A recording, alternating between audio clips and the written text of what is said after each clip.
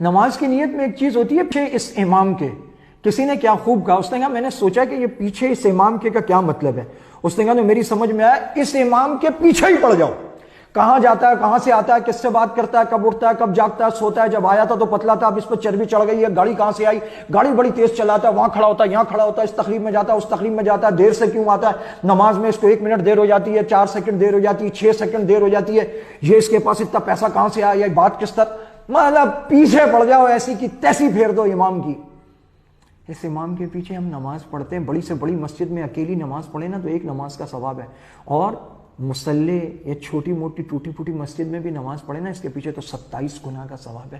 یہ دین کا مرکز بنا دیتا ہے, دین کی باتیں سکھاتا ہے, سب کچھ ہمیں سکھاتا ہے, ہمارے دین کی حفاظت کرتا ہے. ہمارا امام عالم متقی ہے, پرہیزگار ہے.